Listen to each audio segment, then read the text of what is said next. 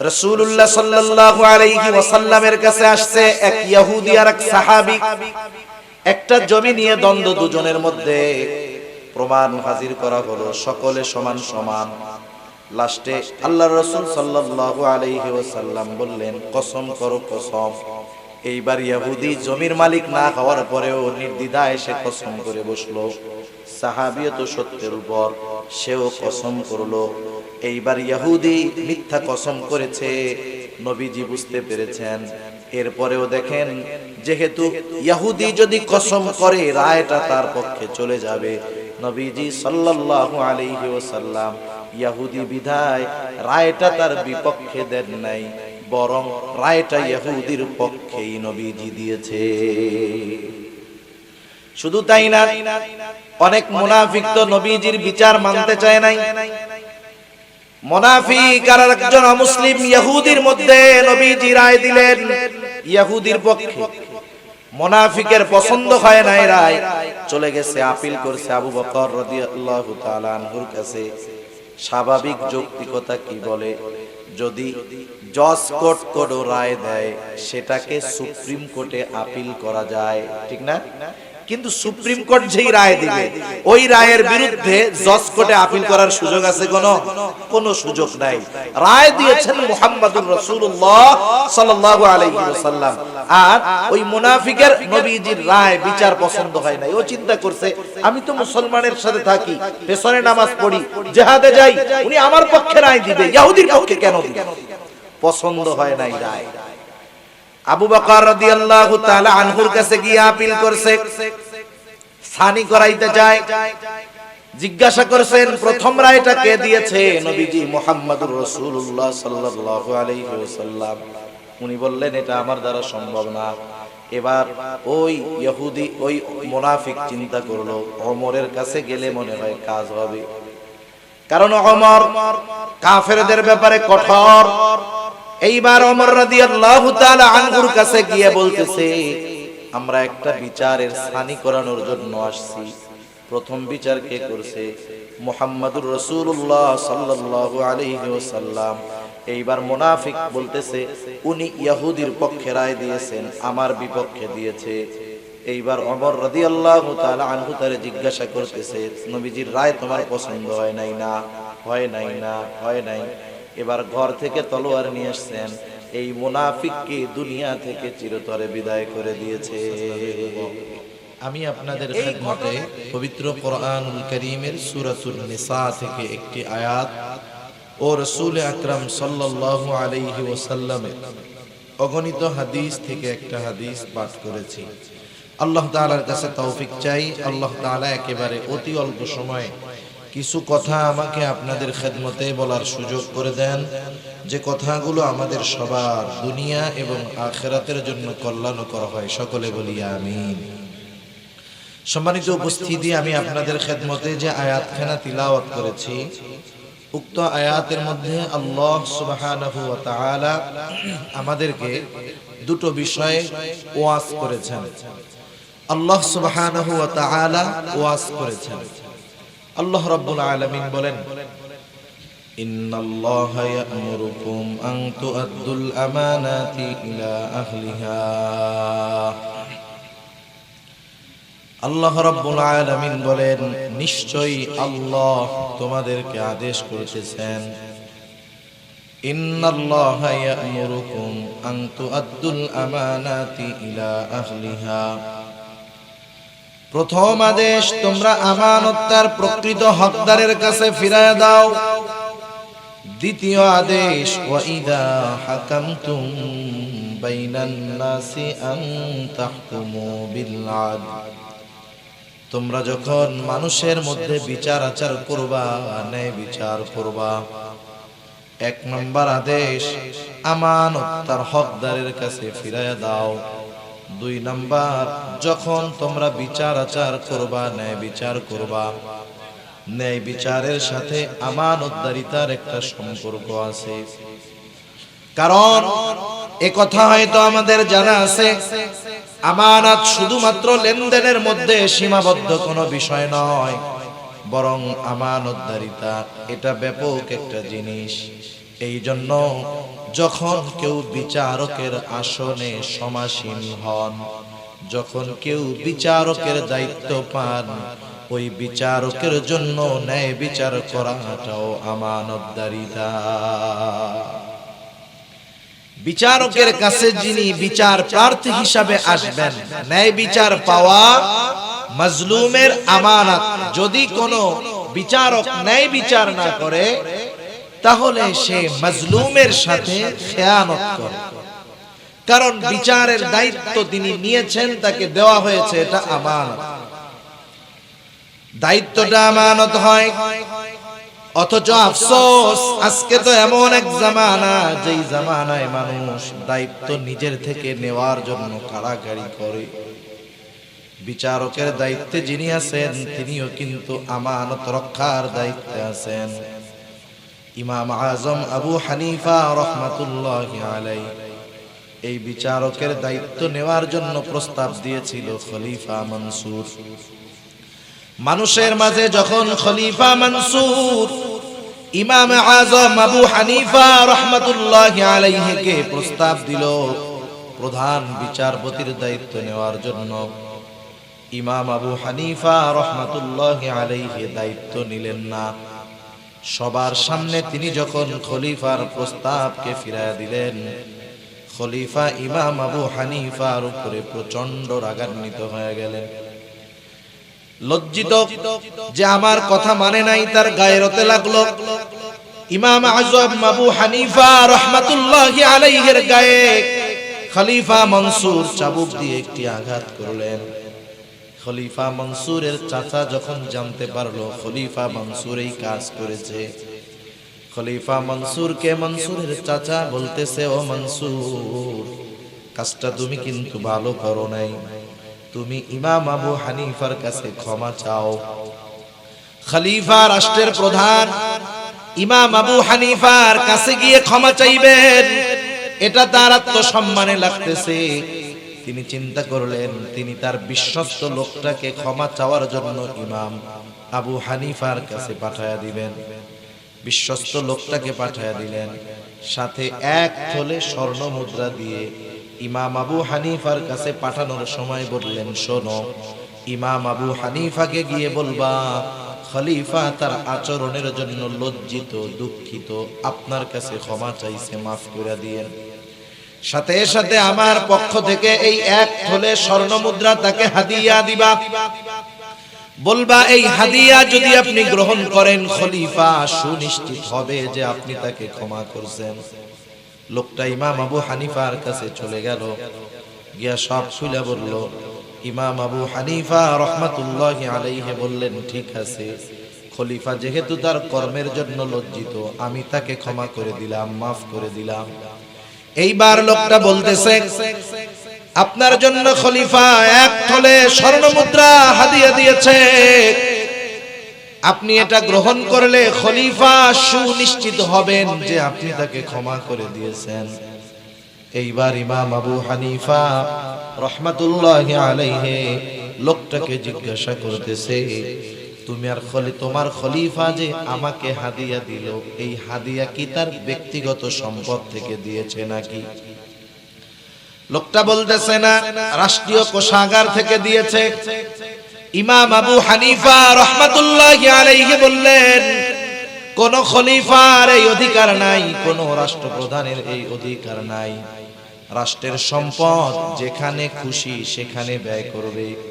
খলিফার দায়িত্ব হলো, রাষ্ট্রপ্রধানের দায়িত্ব হলো রাষ্ট্রের সম্পদ রক্ষণাবেক্ষণ করা, যথাযথ হকদারকে দেওয়া, অপচয় রোধ করা। এক কথায় এই সম্পদ তার কাছে আমানত, আর আমানতের বস্তু কাউকে হাদিয়া দেওয়া যায় না। তুমি তোমার খলিফাকে গিয়ে বলবা, সে যে ভাতা পায় ওর থেকে 1 টাকা বেশি নেওয়া রাষ্ট্রীয় সম্পদ থেকে তার জন্য বৈধ নয়। বলে আপনি রাখেন, নিজে ব্যয় না করেন, মানুষকে সদকা করে দিন। ইমাম আবু হানিফা রাহমাতুল্লাহি আলাইহি বললেন, এই সম্পদ রাখার পর এটা আমি ব্যবহার করলাম নাকি সদকা করে দিলাম সেটা বিষয় নয়। তোমার খলিফা জানবে যে ইমাম আবু হানিফা আমার হাদিয়া গ্রহণ করেছে, এই জন্য তুমি ফেরত দিবা, সাথে সাথে কথাগুলো তাকেও বলবা। এইবার লোকটা ফিরে গেল। ইমাম আবু হানিফা যেই কথাগুলো বলতে বলছে সেই কথাগুলো খলিফাকে বলল। খলিফা আগের চাইতে আরো বেশি রাগান্বিত হয়ে যায়। এইবার ইমাম আবু হানিফাকে আটকায় দিল জেলখানায়। অত্যাচারের উপর অত্যাচার, জুলুম করা হয়, চাবুক মারা হয়। ইমাম আজম আবু হানিফাকে বলা হয়, ও আবু হানিফা, আপনাকে ছেড়ে দেওয়া হবে শুধু আপনি যদি প্রধান বিচারপতির দায়িত্ব গ্রহণ করেন। ইমাম আবু হানিফা এত জুলুমের শিকার হলেন, তবুও তিনি প্রধান বিচারপতির দায়িত্ব নেন নাই। ঐতিহাসিকদের দুইটি মত। প্রথম মত, যখন ইমাম আজম আবু হানিফার উপরে জুলুম অত্যাচার করেও তাকে নমনীয় বানাইতে পারলো না, খাবারের সাথে বিষ মিশায়া ইমাম আবু হানিফাকে হত্যা করা হলো। আর এক বর্ণনা, তিনি যখন প্রচন্ড অসুস্থ হয়ে গেলেন, ওনাকে বাড়িতে পাঠিয়ে দেওয়া হলো, গৃহবন্দী করে দেওয়া হলো। ওই অবস্থায় তিনি দুনিয়া থেকে ইন্তেকাল করলেন।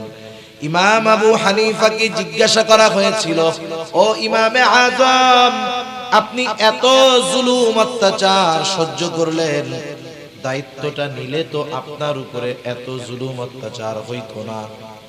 আপনি তো প্রধান বিচারপতির দায়িত্ব নেওয়ার যোগ্যতা আপনার মধ্যে ছিল, এরপরেও কেন নেন নাই? তিনি বললেন, শোনো, দায়িত্ব নাই চিন্তা নাই, কিন্তু প্রধান বিচারকের দায়িত্ব নেবার পর আমি যদি ন্যায় বিচার না করতে পারতাম, মাজলুমকে যদি ন্যায় বিচার যদি না দিতে পারতাম, কিয়ামতের দিন আল্লাহ তাআলার সামনে খেয়ানতকারী হিসাবে উপস্থিত হওয়া লাগতো। এই কথা আমি বোঝানোর জন্য বললাম যে দায়িত্ব এটা আমানত। তাহলে যিনি বিচারকের আসনে সমাসীন, এই দায়িত্বটা তার কাছে আমানত। সেটা বাংলাদেশের বিচারক হোক, সেটা অন্য দেশের বিচারক হোক। সাধারণত গ্রামের মধ্যে অনেক সময় সালিশ বিচার হয় না? হয়। অনেকে দুই পক্ষ একজনকে যখন মানে যে উনি আমাদের মধ্যে ফয়সালা দিবেন, উনি তখন বিচারক। প্রত্যেকটা ক্ষেত্রে বিচারের দায়িত্ব, রায়ের দায়িত্ব যার হাতে দেওয়া হবে, এটা তার কাছে আমানত, এবং অবশ্যই অবশ্যই এই আমানত মনে করে তাকে ন্যায় বিচারই করতে হবে। আমি প্রথম ওয়াজের আলোচনা করব না, দ্বিতীয় বিষয়টা আমি বলতে চাই, যেটা আল্লাহ রাব্বুল আলামিন প্রথমটা বললেন, ইন্নাল্লাহা ইয়া'মুরুকুম আন তুআদ্দুল আমানাতি ইলা আহলিহা ওয়া ইযা হাকামতুম বাইনান নাস। যখন তোমরা মানুষের মধ্যে বিচার করবা, সেই বিচারক হতে পারে সুপ্রিম কোর্টের, হতে পারে জজ কোর্টের, হতে পারে এলাকার মানুষের দ্বারা নির্বাচিত কোন বিচারক, হতে পারে দুইজনের মধ্যে দ্বন্দ্ব, তৃতীয় আরেকজন ব্যক্তি, সে বিচারক। প্রত্যেকটা ক্ষেত্রে আল্লাহ তাআলা বলেন ন্যায় বিচার করবা। ওয়া ইযা হাকামতুম বাইনান নাসি আন তাহকুমু বিল আদল, ন্যায় বিচার করবা। যদি কখনো এমন হয় বিচারকের আসনে আমি আপনি, আমার আপনার কাছে বিচার চাইতে আসছে আমার শত্রু, কি করব? আল্লাহ রাব্বুল আলামিন বলেন, খবরদার খবরদার, ওয়ালা ইয়াজরিমান্নাকুম শানাআনু কওমিন আলা আল্লা তা'দিলু ই'দিলু হুয়া আকরাবু লিত্তাকওয়া। যখন কোন শত্রু, যার প্রতি আমার বিদ্বেষ আছে, আমার শত্রু যদি আমার কাছে আসে, আমি যদি বিচারকের আসনে বসে থাকি, আল্লাহ রাব্বুল আলামিন বলতেছে তুমি ন্যায় বিচার করবা। এখন তো শত্রু হওয়া লাগে না, এমনিতেই তো কতজন চোখের কাটা হয়ে বসে আছে, ঠিক কিনা বলেন? কতজন আছে শত্রুতা নাই, কোনো কিছুই নাই, এমনিই ওরে দেখতে ভালো লাগে না, এই জন্য তাদের ব্যাপারে ন্যায় ফয়সালা দেয়। নাইলে এদেশে এমন হওয়ার কথা না যে 350 ক্রস ফায়ারের মূলে যে তাকে রাজকীয় হালে আদালতে নেওয়া হয়। 7 মার্ডারের যিনি মূল হোতা, আদালতে যখন নেওয়া হয়, হাতে গোল্ডেন কালারের ঘড়ি, চুলগুলো ভাঁজ করা, পরিপাটি, পাঞ্জাবিটার মধ্যে পুরা আয়রন করা ভাঁজ, আর কোন অপরাধে কিছু মানুষ জেলে, ওই অপরাধেরও কোনো হদিস নাই, কোনো সাক্ষী নাই, অথচ একেবারে বিনা বিচারে যাদেরকে আটকায় রাখা হয়েছে তাদেরকে এমন ভাবে আদালতে হাজির করা হয় কেমন যেন মনে হয় বিশ্বের সবচাইতে বড় সন্ত্রাসী। ঠিক কিনা বলেন?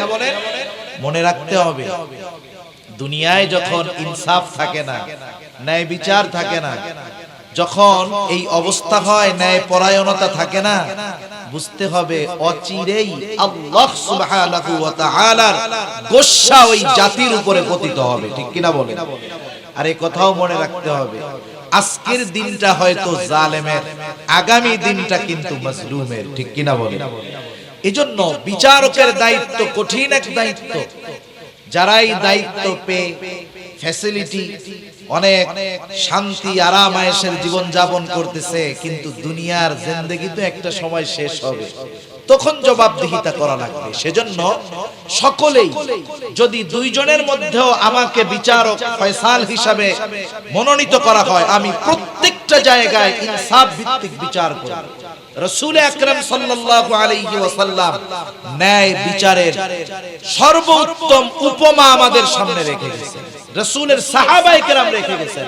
আমরা সেই নবীর উম্মত, এজন্য এই বিষয়গুলো খেয়াল রাখব।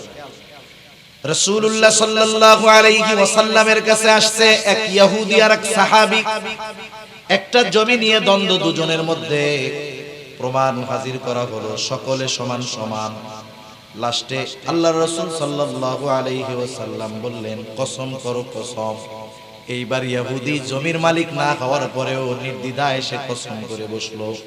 সাহাবীও তো সত্যের উপর, সেও কসম করলো। এইবার ইহুদি মিথ্যা কসম করেছে, নবীজি বুঝতে পেরেছেন। এরপরেও দেখেন, যেহেতু ইহুদি যদি কসম করে রায়টা তার পক্ষে চলে যাবে, নবীজি সাল্লাল্লাহু আলাইহি ওয়াসাল্লাম ইহুদি বিধায় রায়টা তার বিপক্ষে দেন নাই, বরং রায়টা ইহুদির পক্ষেই নবীজি দিয়েছে। শুধু তাই না, অনেক মুনাফিক তো নবীজির বিচার মানতে চায় নাই। মুনাফিক আর একজন অমুসলিম ইহুদির মধ্যে নবীজি রায় দিলেন ইহুদির পক্ষে। মুনাফিকের পছন্দ হয় নাই রায়, চলে গেছে আপিল করছে আবু বকর রাদিয়াল্লাহু তাআলা আনহুর কাছে। স্বাভাবিক যৌক্তিকতা কি বলে, যদি জজ কোর্ট কোনো রায় দেয় সেটাকে সুপ্রিম কোর্টে আপিল করা যায়, ঠিক না? কিন্তু সুপ্রিম কোর্ট যেই রায় দিবে, ওই রায়ের বিরুদ্ধে জজ কোর্টে আপিল করার সুযোগ আছে? কোনো সুযোগ নাই। রায় দিয়েছেন মুহাম্মাদুর রাসূলুল্লাহ সাল্লাল্লাহু আলাইহি ওয়াসাল্লাম। আর ওই মুনাফিকের নবীজির রায় বিচার পছন্দ হয় নাই। ও চিন্তা করছে, আমি তো মুসলমানের সাথে থাকি, পেছনে নামাজ পড়ি, জিহাদে যাই, উনি আমার পক্ষে রায় দিবে, ইহুদির পক্ষে কেন দিবে? পছন্দ হয় নাই রায়। আবু বকর রাদিয়াল্লাহু তাআলা আনহুর কাছে গিয়ে আপিল করছে, সানি করাইতে যায়। জিজ্ঞাসা করেছেন, প্রথম রায়টা কে দিয়েছে? নবীজি মুহাম্মাদুর রাসূলুল্লাহ সাল্লাল্লাহু আলাইহি ওয়াসাল্লাম। উনি বললেন, এটা আমার দ্বারা সম্ভব না। এবার ওই ইহুদি, ওই মুনাফিক চিন্তা করলো, ওমরের কাছে গেলে মনে হয় কাজ হবে, কারণ ওমর কাফেরদের ব্যাপারে কঠোর। এইবার ওমর রাদিয়াল্লাহু তাআলা আনহুর কাছে গিয়ে বলতেছে, আমরা একটা বিচারের সানি করানোর জন্য আসছি। প্রথম বিচার কে করছে? মুহাম্মাদুর রাসূলুল্লাহ সাল্লাল্লাহু আলাইহি ওয়াসাল্লাম। এইবার মুনাফিক বলতেছে, উনি ইহুদির পক্ষে রায় দিয়েছেন, আমার বিপক্ষে দিয়েছে। এইবার ওমর রাদিয়াল্লাহু তাআলা আনহু তারে জিজ্ঞাসা করতেছে, নবীজির রায় তোমার পছন্দ হয় নাই না? হয় নাই না? হয় নাই। এবার ঘর থেকে তলোয়ার নিয়ে আসছেন, এই মুনাফিককে দুনিয়া থেকে চিরতরে বিদায় করে দিয়েছে। এই ঘটনাকে কেন্দ্র করে আল্লাহ তাআলা ওহী নাযিল করেছে। তা দেখেন, ন্যায় বিচারের ক্ষেত্রে নবীজির উপমা কেমন। মাখজুম গোত্রের একজন মহিলা, আরবের অন্যতম প্রসিদ্ধ যেই কয়েকটা গোত্র ছিল কুরাইশ সহ, এর মধ্যে অন্যতম একটি গোত্র হলো মাখজুম গোত্র। ওই গোত্রের একজন মহিলা চুরির অপরাধে তাকে শাস্তি দেওয়া হবে। রাসূল আকরাম সাল্লাল্লাহু আলাইহি ওয়াসাল্লাম হুজরার ভিতর সাহাবায়ে কেরাম চিন্তা করতেছে এই মহিলাকে যদি চুরির অপরাধে শাস্তি দেওয়া হয় মানুষেরা হয়তো সিসি করবে, নবীজির কাছে সুপারিশ করে এর শাস্তিটা একটু কমায় দেওয়া যায় নাকি, এই চিন্তা করতেছে। কিন্তু কে গিয়ে নবীজির কাছে এই কথা বলবে? হযরত উসামা বিন যায়েদ রাদিয়াল্লাহু তাআলা আনহু তখন ছোট। সাহাবায়ে কেরাম চিন্তা করলেন ওসামাকে দিয়ে কাজটা হবে। ওসামাকে বললেন, ওসামা তুমি তোমার নানার কাছে গিয়ে বলবা, নানা এই যে মহিলার হাত কাটা হবে উনি মাখজুম গোত্রের একজন মহিলা। এতটুকু কথা শিখায় দেওয়া হলো। হযরত ওসামা তখন ছোট, তিনি গিয়ে নবীজির কাছে এতটুকু কথা বললেন। নবীজির বুঝতে বাকি নাই যে এই কথাটা এই ছোট বাচ্চা নিজের থেকে বলে নাই, বরং ওকে কেউ শিখায়া দিয়েছে, কোনো সন্দেহ নাই। নবীজি বাহির হয়ে আসলেন, এসে নবীজি বলতেছেন, তোমরা কি এমন বিষয়ের জন্য সুপারিশ করতেছো যেই বিষয়ের রায় দিয়েছেন আল্লাহ, যেই বিষয়ের ফয়সালা দিয়েছেন আল্লাহ, তোমরা কি এমন বিষয়ের জন্য ফয়সালা তোমরা সুপারিশ করতেছো? এবার বর্ণনাকারী বলেন, নবীজি আমাদের সামনে দাঁড়ায় গেলেন, তিনি আমাদের উদ্দেশ্যে বক্তব্য দিলেন, খুতবা দিলেন। নবীজি বললেন, শোনো, তোমাদের পূর্বে আল্লাহ রাব্বুল আলামিন বহুত জাতিকে, বহুত কওমকে আল্লাহ তাআলা ধ্বংস করে দিয়েছে এই কারণে যে তাদের মধ্যে যখন কোন শরীফ মানুষ চুরির অপরাধে আটক হতো তাকে ছেড়ে দেওয়া হতো, তাকে শাস্তি দেওয়া হতো না। আবার যখন কোন দুর্বল মানুষকে চুরির অপরাধে আটক করা হতো তার উপরে শাস্তি কার্যকর করা হতো।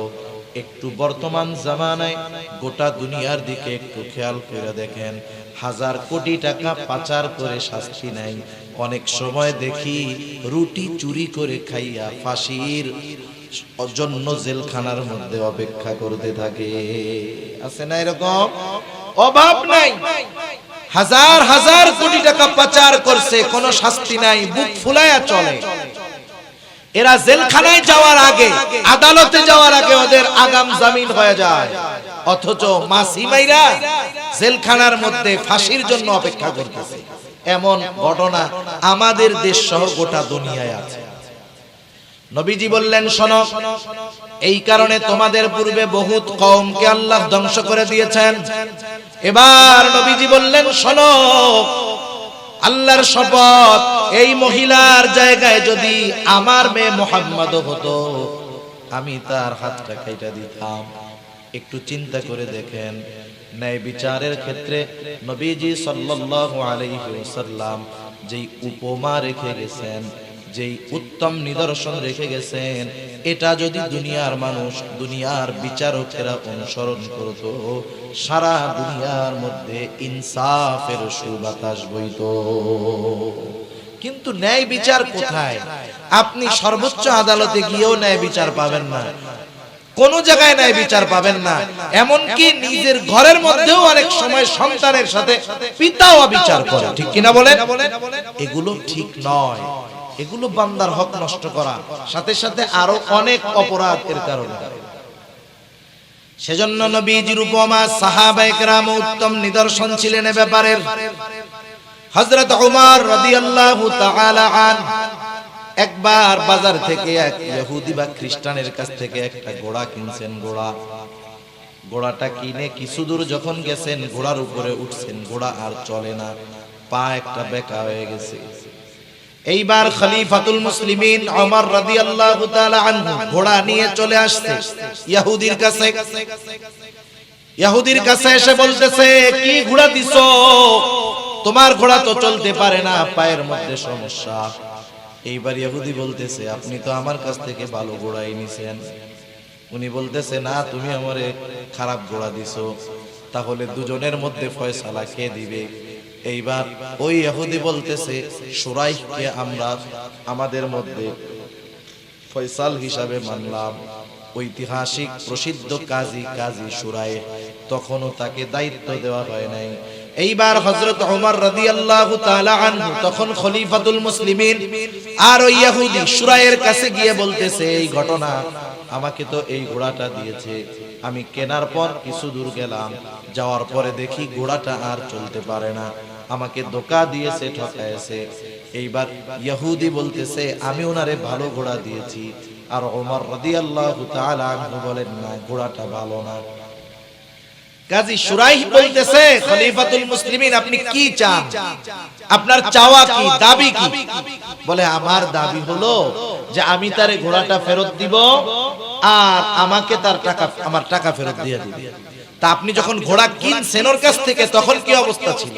বলে তখন তো ভালোই ছিল, একটু পরে খারাপ হয়েছে। তাহলে ফেরত নেওয়া যাবে, আপনি তারে ঘোড়াটা ভালো করে দেন, সে আপনারে টাকা দিয়ে দিচ্ছে। হযরত ওমর রাদিয়াল্লাহু তাআলা আনহু বললেন হ্যাঁ এটাই তো ন্যায় বিচার। হযরত ওমর রাদিয়াল্লাহু তাআলা আনহু সাথে সাথে বললেন যাও, কুফার পথ খালি, প্রধান বিচারপতির পথ খালি, তুমি যাও, ওই দায়িত্ব তোমাকে দেওয়া হলো। চিন্তা করেন, অর্ধজাহানের খলিফা, তার বিরুদ্ধে একজন বিচারক স্বচ্ছ রায় দিতেও দ্বিধাবোধ করতো না। আর এই জামানার অবস্থার দিকে তাকাইলে আমার কিছু বলা লাগবে না, আপনারাই বুঝতে পারবেন। আর একবার হযরত আলী রাদিয়াল্লাহু তাআলা আনহু উনি যুদ্ধের ময়দানে এক ধরনের পোশাক পরতো, লোহার পোশাক, লৌহ বর্ম, যাতে করে শত্রুর অস্ত্রের আঘাত গায়ে না লাগে। উনি ওনার বর্মটা নিয়ে কোথাও যাচ্ছেন, হঠাৎ করে বাহন থেকে ওইটা পড়ে গেছে, উনি টের পান না। একজন ইহুদি ওইটা দেখছে, নিয়ে ওইটা ও চুরি করে নিয়ে চলে আসছে। ও দেখছে যে খলিফার ঘোড়া থেকে পড়ছে, খলিফা যখন চলে গেছে ও ওইটা নিয়ে চলে আসছে। কিছুদিন পর বাজারে এইটারে বিক্রি করতে আবার উঠাইছে। চুরি করে আয় না তো নগদে উঠায় না, কয়দিন পরে উঠাই। যেমন আজকে আমি হাটহাজারী উপজেলা পরিষদ মসজিদে নামাজ পড়তেছি, ভিতরেও নিছি, হায় হায় একটু পরে দেখি স্যান্ডেল আমার নাই, গায়েব হয়ে গেছে। ওইটারেও তো আশেপাশে কোনো জায়গায় বিক্রি করবে, কিন্তু আজকে কালকে করবে না, একটু ঘষা মাজা দিয়া পরিষ্কার করে এরপরে আবার বিক্রি করবে। তা যাই হোক, এখন খলিফাতুল মুসলিমিনের তো বর্ম নাই, উনি বর্ম কেনার জন্য বাজারে আসছে। আসার পরে দেখে খায়রে এ তো আমার সেই বর্ম। বলেন তো আমার স্যান্ডেলটা যতই রং করুক আর কালার করুক না কেন, আমি যদি এক সপ্তাহ পরেও গিয়া যদি স্যান্ডেলটা দেখি, চিনবো কি চিনবো না?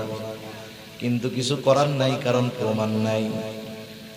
খলিফাতুল মুসলিমিন দেখেই চিনে ফেলছে আমার বর্ম, যাইয়া ধরছে ইহুদিরে, এই তুমি আমার বর্ম কেন চুরি করছো? ইহুদি বলে না আমি চুরি করি নাই।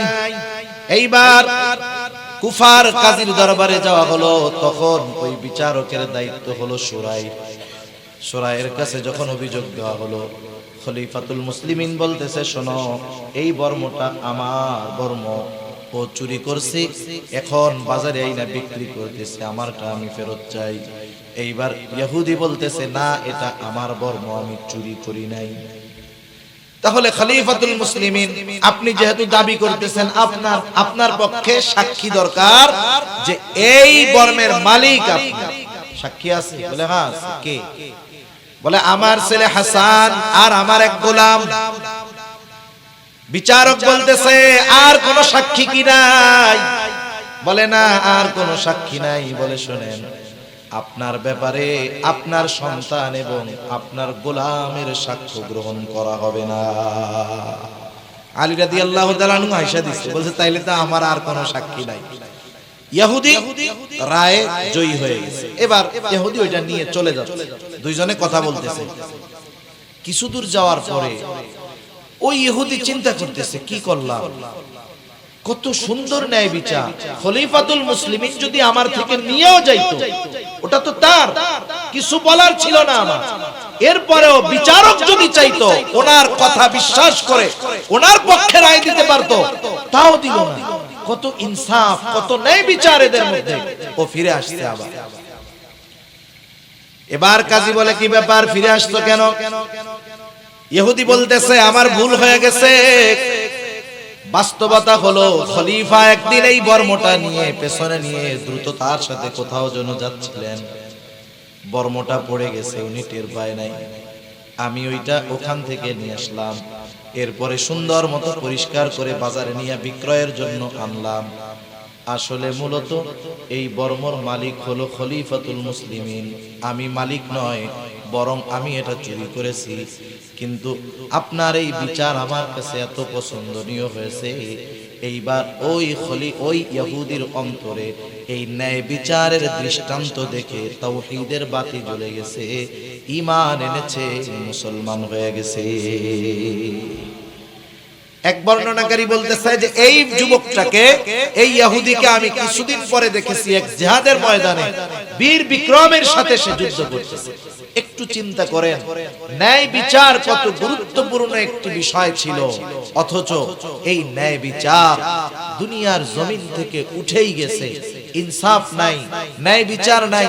কোন জায়গায় দেখবেন যে পরিপূর্ণভাবে ন্যায় বিচার মানুষ পায় না। যেই সমাজের মধ্যে ইনসাফ থাকে না, ন্যায় বিচার থাকে না, যে জাতির মধ্যে ইনসাফ থাকে না, ন্যায় বিচার থাকে না, এরা বড় কপাল পোড়া, বড় দুর্ভাগা। আর যে জাতির মধ্যে ইনসাফ থাকে, ন্যায় বিচার থাকে, সেই জাতি বড় সৌভাগ্যবান জাতি। আজকে এই ন্যায় বিচার আমাদের মধ্যে থাকার কথা ছিল, কিন্তু আফসোস মুসলমান বিচারকদের মধ্যে অবিচার আরো বেশি। ঠিক কিনা বলেন? কিছুদিন আগে একটা ভিডিও দেখতেছিলাম, একজন দেখাচ্ছে জাপানের মধ্যে একটা এয়ারপোর্ট, ওই এয়ারপোর্টটা বড় কোনো বিমান নামতে পারে না। এর কারণ কি? ওই এয়ারপোর্টের ঠিক মধ্যে চতুর্দিক দিয়ে সরকার জমি কিনছে, আর মধ্যে একটা লোকের মালিকানার, একটা লোকের কিছু জমি আছে। গভর্নমেন্ট তার কাছ থেকে কিনতে চায়, সে বিক্রয় করে না। আবার এই কারণে বিক্রয় করে না বিধায় চতুর্দিক আটকায় তার চলাফেরার রাস্তা বন্ধ করে দিয়েছে, এমন নয়, বরং তার চলাফেরার রাস্তা আছে। রাষ্ট্রপক্ষ বারবার চেষ্টা করতেছে যে তার কাছ থেকে জমিটা কিনতে। লোকটা বলে আমি বিক্রয় করব না। বলেন তো, আমাদের দেশ সহ অন্যান্য জায়গা হলে ওই একটা বুড়া লোককে তুড়ি দিয়া উড়াই দেওয়ার জন্য আমাদের লাঠিয়াল বাহিনী তো যথেষ্ট ছিল, ঠিক না? কিন্তু দেখেন ওই লোকটা ওখানে এখনো আছে, সে জায়গা বিক্রয় করে নাই। গভর্নমেন্টও তার উপরে জোর কইরা দখল দিতে ও জমি পারে নাই। আদালতের সাথে মামলা চলতেছে, লোকটা ন্যায় বিচার পাচ্ছে। কিন্তু আমাদের এই ন্যায় বিচার, ইনসাফওয়ালা ন্যায় পরায়ণতা আমাদের মধ্যে থাকার কথা ছিল, অথচ আফসোস আমাদের মধ্যে নাই। অমুসলিমেরা আমাদের ন্যায় বিচার কেড়ে নিয়ে এই কিছু কিছু বিষয়ের উপরে চলে দুনিয়ার সমৃদ্ধি, অগ্রগতি অর্জন করতেছে। আর মুসলমানেরা অবিচার করে ন্যায় বিচারকে দূরে ঠেলে দিয়ে নিজেরা পেছনে পড়ে আছে। আপনি যে পশ্চিমা বিশ্বের অগ্রগতি দেখেন দুনিয়ার লাইনে, সমরাস্ত্রের দিক দিয়ে, প্রযুক্তির দিক দিয়ে আজ থেকে বেশি নয়, আপনি 150 বছর আগের ইতিহাস যদি জেনে থাকেন, ওসমানী খেলাফতের ইতিহাস যদি জেনে থাকেন, দেখবেন সমরাস্ত্রে, বিজ্ঞানে সব জায়গায় মুসলমানদের অগ্রগতি ছিল।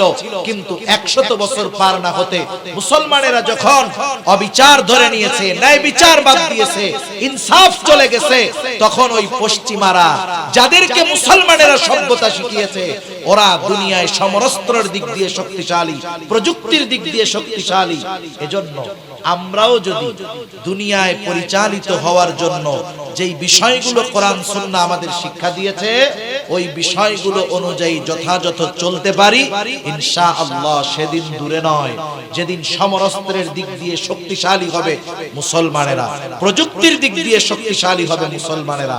মনে রাখতে হবে, সবকিছুই দুনিয়ার জ্ঞান বিজ্ঞান দিয়ে আগমন ঘটানো যায় না, বরং কিছু জিনিস আছে ইনসাফের মাধ্যমে আসমানওয়ালার কাছ থেকে পাশ করাতে হয়। ঠিক কিনা বলেন? সেজন্য আমি আর লম্বা করব না। আল্লাহ সুবহানাহু ওয়া তাআলা এই আয়াতের মধ্যে আমাদেরকে দুইটা ওয়াজ করছেন। একটা ওয়াজ হলো আমানতদার হওয়ার জন্য, দ্বিতীয় ওয়াজ হলো আমরা যখন মানুষের মধ্যে বিচার করব, ন্যায় বিচার করব, শত্রুও যদি আমার কাছে বিচার প্রার্থী হিসাবে আসে, আমরা তাকেও ন্যায় বিচার দিব, তার ব্যাপারেও ন্যায় পরায়ণতার উপমা সাক্ষ্য আমরা রাখবো। তাহলে কি হবে? আল্লাহ সুবহানাহু ওয়া তাআলা জানায়া দিলেন। কতই না সুন্দর ওয়াজ তোমাদেরকে করলাম। ওয়াইদা হাকামতুম বাইনান নাস আন তাহকুমু বিল আদল ইন্নাল্লাহা নি'মা ইয়াইদুকুম বি। আল্লাহ তাআলা তোমাদেরকে কতই না সুন্দর ওয়াজ করলেন, ইন্নাল্লাহা কানা সামিআন বাসীরা। এই ওয়াজ জানার পরেও আমরা যদি আমল না করি, কিছু বলা বলি করি, দুনিয়ার কেউ না জানলেও জানবেন কে? সেজন্য আল্লাহ তাআলা বলেন এই সুন্দর ওয়াজটা জানার পর তোমরা যদি আমল না করো আমি আল্লাহ সেটা দেখব। এই সুন্দর ওয়াজটা জানার পর তোমরা কি আলোচনা করো আমি আল্লাহ তাআলা কিন্তু সেটা শুনি। সেজন্য আল্লাহ সুবহানাহু ওয়া তাআলা আমাদের সকলকে সকলের অবস্থানে পরিপূর্ণ আমানতদার ও ন্যায়পরায়ণ হওয়ার তৌফিক আল্লাহ দান করুন। সকলে বলি আমিন। ওয়া আখিরু দাওয়ানা আলহামদুলিল্লাহি রাব্বিল আলামিন। আসসালামু আলাইকুম ওয়া রাহমাতুল্লাহি ওয়া বারাকাতুহু।